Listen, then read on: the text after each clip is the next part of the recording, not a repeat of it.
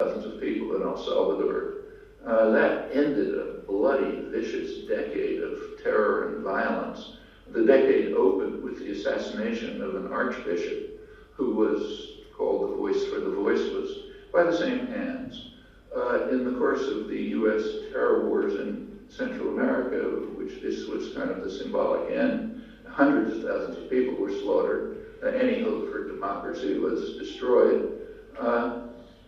And it's even deeper than that. If you go back to the beginning, it's if you read the talking points, the advertising points of the School of the Americas, the school, the military school that trains Latin American killers, one of its talking points is the U.S. Army helped defeat liberation theology. Now, what's liberation theology?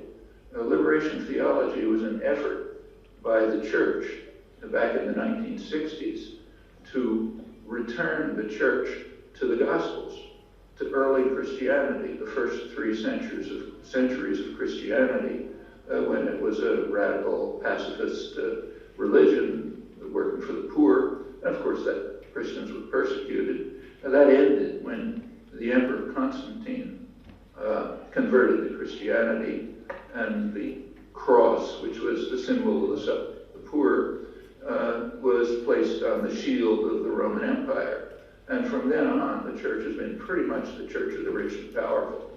Well, Pope John XXIII tried to change that. The Latin American bishops went along, and they tried to reconstruct the authentic church of the Church of Christ, the Church of the Gospels of the first 3 centuries. That's liberation theology. It went out to peasant communities, read the Gospels, laypersons, priests and nuns, tried to encourage peasants to organize and face the horrors of lives and so on. And they undertook what was called the preferential option for the poor, straight out of the Gospels. Well, that's a grievous sin. And the U.S. reacted to that with extreme violence and killed them. The end of, just like the School of the Americas says, and November 1989 is the end of this quite noble, courageous effort to reconstruct the Church of Christ. And the U.S. managed to kill it. Well, that's a pretty important event in history. You think it's going to be commemorated? No. Nobody will know about it. In fact, as far as I'm aware, there's only one meeting in the United States that's even devoted to the murder of the Jesuits. It's at a Catholic university in Boston College, where one of the surviving Jesuits will be a speaker. Maybe it'll be mentioned in the newspapers, but I doubt it. So yes, U.S. supported democratization in Eastern Europe, and of course liberalization, because as I said, that provides cheap labor, helps undermine the luxurious lifestyle and workers as the businessmen, and so on. And that's exactly, and at the same time, same year, same month, same year, it put the finishing touches on an enterprise which is very proud of and boasts of helping to defeat liberation theology. That is the church of the early church. I mean, I'm sure you've all read Dostoevsky. And they're reliving the episode of the Grand Inquisitor. You know?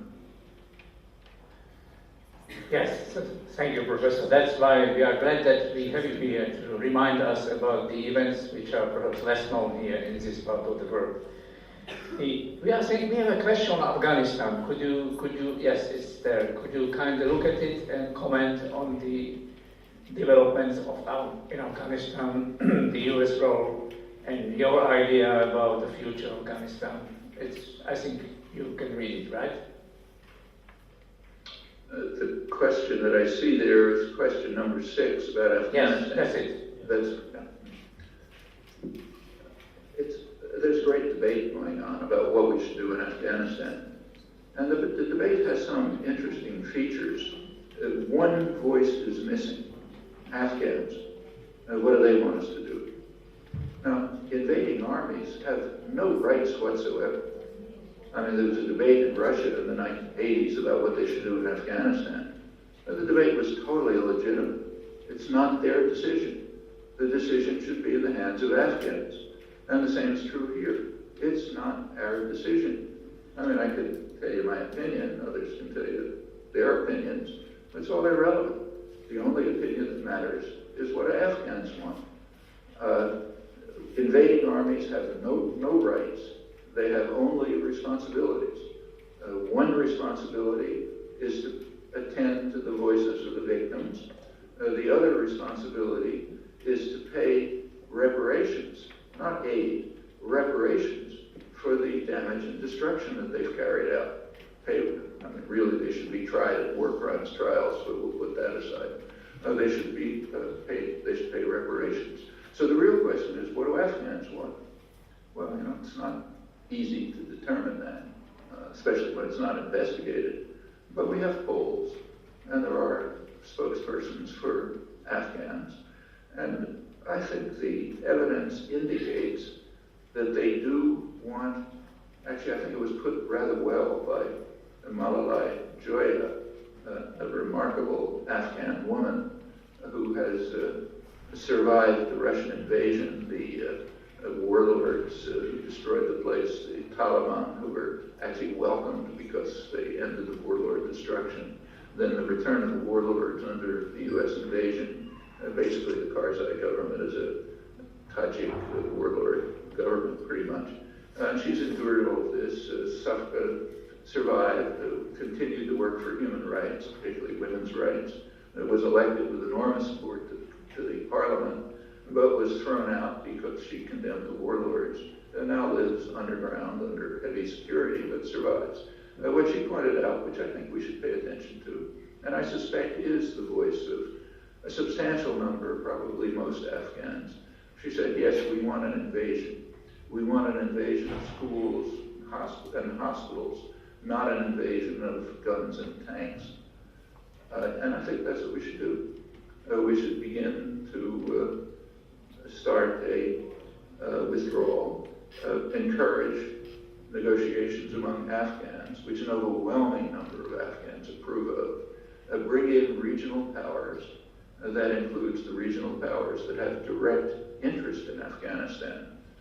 Prime among them is Iran, Pakistan, India, Russia, China. They should be brought into, maybe Tajikistan, they should be brought into a regional conference to try to deal with the regional issues. And they are regional.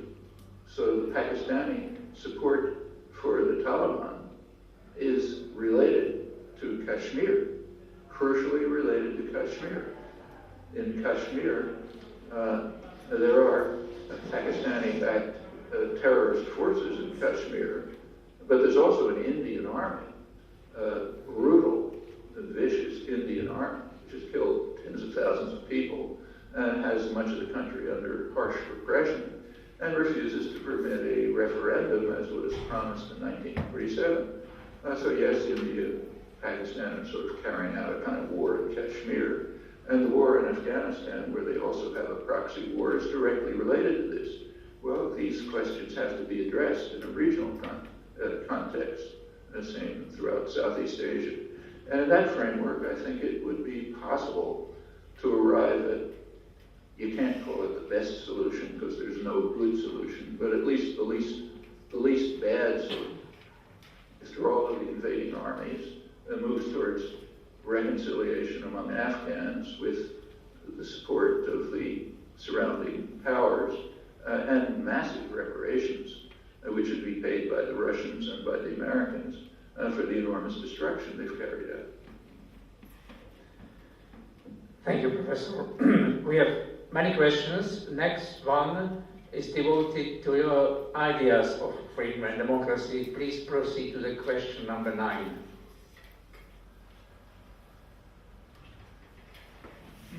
Yes, that's it.